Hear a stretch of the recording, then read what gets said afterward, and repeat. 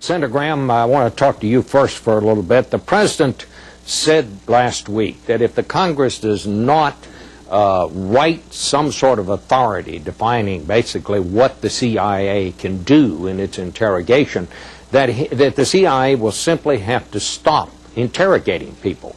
Number one, do you believe that's going to happen? And number two, could you live with that if that's what it came to? Well, the problem we're facing as a nation is sort of like seeing sausage being made, that there are three branches of government. The President assumed the Geneva Convention did not apply to the war on terror. Humane treatment did. I agreed with that. The Supreme Court says the Geneva Convention applies. So what I would like to do is give our President the tools that we need to defend ourselves, an effective CIA program where our agents can't be prosecuted for war crimes ill-defined. They can't be sued and lose their houses because they're doing their job. They can defend themselves in court if they're ever accused of doing something by saying, I was following orders.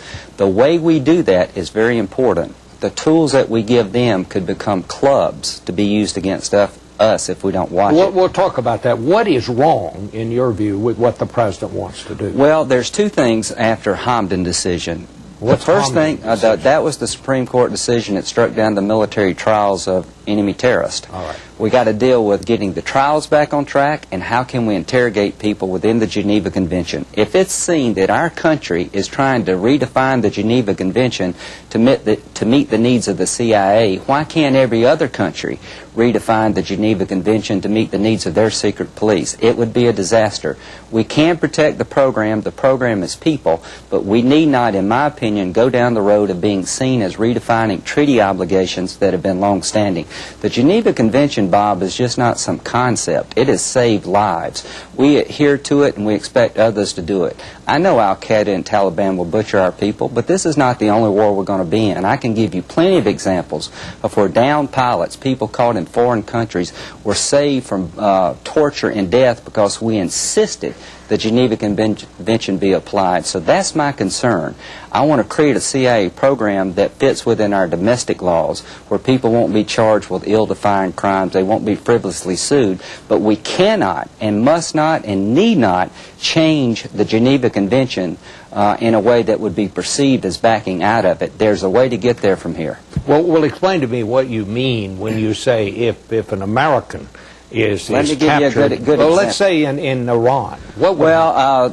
This war can take on many different dimensions. Nation-states could become involved, not just rogue people like Al-Qaeda and Taliban.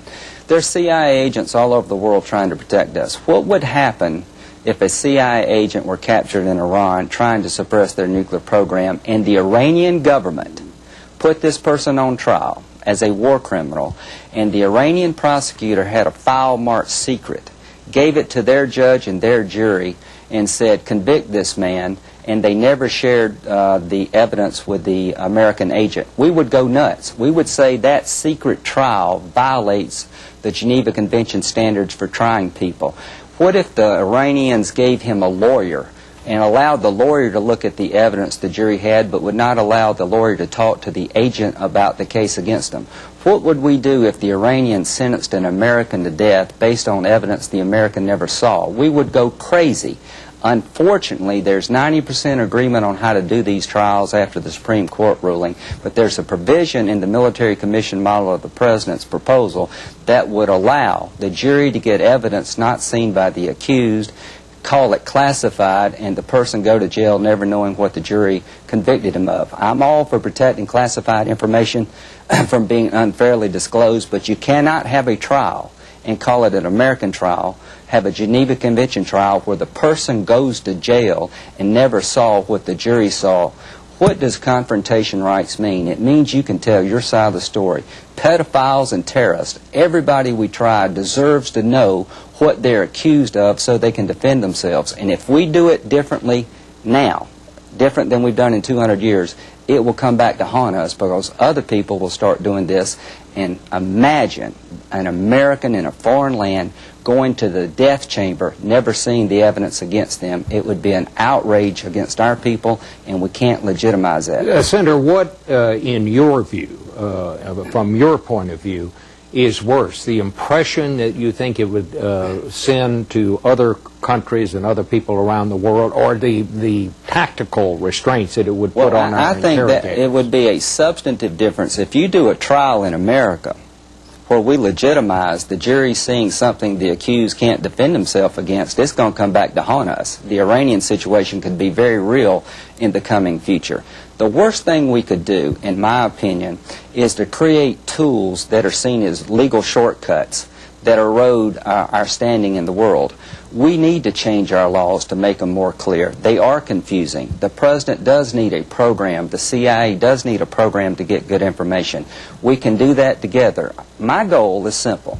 I want to give the tools to the President to defend us, that the Congress can feel good about, that the courts will accept as legal. We need all three branches of government on board. Let me ask you, I'm going to just ask you, I'll bring in the other senators in a minute. This would seem to me to be a huge political risk for you. You come from a very conservative state, right, a state that is probably one of the strongest states for President Bush.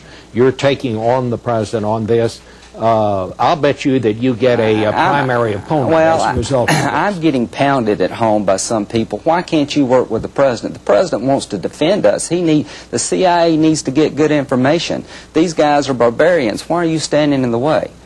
I'm not standing in the way. I share the same goals, but I'm a military lawyer, 22 years as a member of the Air Force JAG Corps. When I put that uniform on, I took an obligation as a military officer. Now I have an obligation as a senator. I admire our President. I want to help him. But the biggest risk in the world is not Lindsey Graham losing an election. We can have a good country without Lindsey Graham being in the Senate. We cannot have a great nation when we start redefining who we are under the guise of redefining our law. My biggest fear is that as we try to solve these complicated legal procedures and problems, that we're seen as taking shortcuts and we don't redefine the law. We redefine America in a way so we can't win this war. That's what Colin Powell's saying. That's what General Bessie's saying. It's not about my political career. America can do well without me, but we cannot do well if we seem to abandon our principles and the rule of law.